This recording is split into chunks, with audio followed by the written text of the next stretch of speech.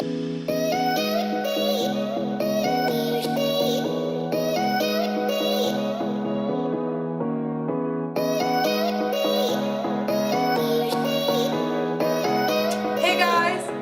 I'm going to share with you my favorite products for October.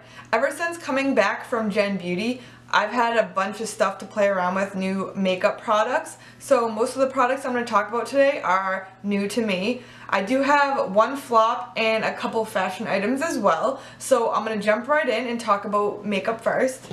So the first thing I'm going to talk about is not something that's new, but something I've had for a while and I decided to give it another try. That is the Real Technique sponge. I've never been a huge fan of beauty sponges, but after going to Gen Beauty and going to the Master by Mario class and seeing that he highly recommends beauty sponges and he uses them on all his clients, I decided I needed to give it another chance, try it out again. So I've been using this. As you can see, it's really dirty. I've been using this for the past couple of weeks and I really like it. I know, I'm like really surprised myself.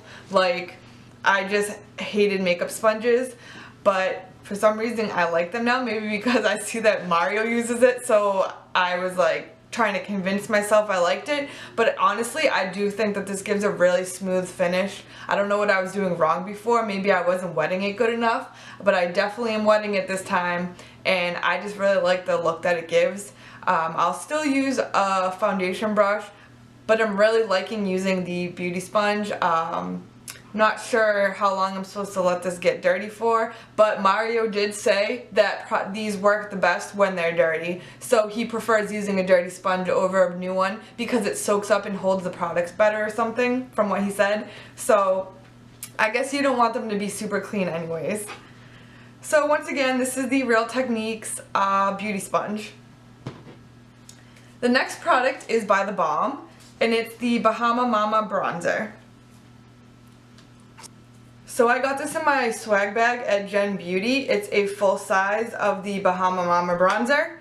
I've wanted this bronzer for a while and I had every intention of buying it at Gen Beauty, but while we were waiting in line, I was sitting there going through the bag and I was really excited and surprised to see this in the bag. It's a really good bronzer. I don't think it's too orange. I love that it's matte. It's really good for not only contouring, but just bronzing up your whole face, and this is the only bronzer I've been using for like the past month, so I really like this bronzer. Once again, this is the Bahama Mama bronzer by The Balm. The next product was also in my swag bag from Gen Beauty, and this is the Ofra Nikki Tutorials Everglow Highlighter. So highlighters aren't something that I wear every day, but I do like wearing it when I want to feel a little extra, and I love my Rodeo Drive highlighter from Ofra. That's like the one that I probably reach for the most.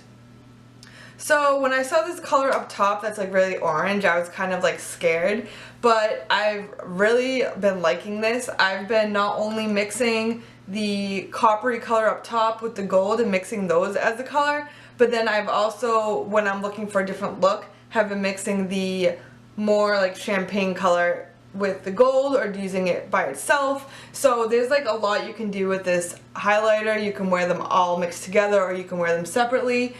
I like that there's a lot of options with this. So once again, this is the Ofra Nikki Tutorials Everglow Highlighter. The next product is by Jouer, and it's the lip cream in Noisette. I've wanted this for so long, I just have never gotten around to placing an order on the Jouer site. So when I saw that they were going to be at Gen Beauty, I had every intention on picking this up. I actually picked this up and Skinny Dip. I also got a few others at Gen Beauty as freebies, so I am going to do a blog post reviewing all of the colors that I got and the ones that I currently already had, so stay tuned for that. But Jouer Noisette is just such a pretty color. It's like a warm chocolate brown. I have it on right now. It also looks super pretty with the Skinny Dip on top of it. I don't know, I just really like this color. I think it's really pretty, especially for this time of year. I like more warm browns in general. That's what I gravitate towards, and this is a little bit darker than the browns I usually wear, but I still really like it, and it feels nice on the lips, and it lasts really long, so it's a great product. And stay tuned for the review of this lip cream Noisette and the other ones that I have. The last makeup product is by Tarte, and it's the Tarteist Pro Amazonian clay palette.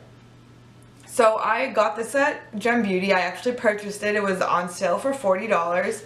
I never really felt that much of a need to get it, but I saw that they were having a sale and I figured, you know, I might as well pick up some stuff to try out. And for whatever reason, this one caught my eye.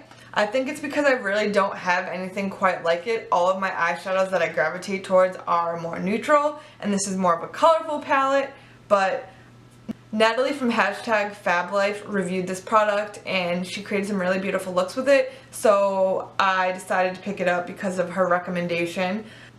So as you can see, it's a little bit powdery because I've been using it quite a bit. You can see the reflection because this is a huge mirror on the inside. But yeah, there are a bunch of neutrals in it, but there's also some pops of color.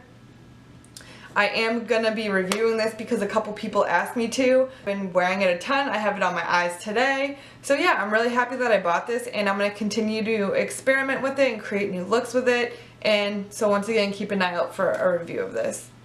On to my one flop. So the one flop that I have is a makeup item, and it's something that everyone around me is loving. I actually really loved it at first too. It's the Fenty Beauty foundation. I've tried it in 2 colors. The colors work fine. I love that they come in 40 shades or 41 shades. That's unheard of. But it just doesn't work for my skin type. I have combo oily skin, and while this looks beautiful when you first apply it, it just doesn't hold up throughout the day for me.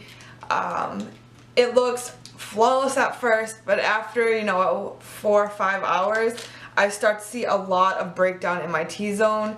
It's not just a little oil. I feel like the foundation itself kind of wears off too, and that's not good for me because I have oily skin and I need a heavy-duty mattifying foundation. I thought this was supposed to be a matte foundation, and while it does look matte at first, it doesn't really hold up like it should or like it claims to. So that bummed me out because I know everyone is raving about it, and while I was raving about it at first myself, after using it for a few days, I noticed that it just wasn't holding up in my T-zone, and that's important to me. So I'm glad that I only got samples and I didn't buy the full size. On to some fashion items. The first item is by Stash Jewelry, and it is a choker.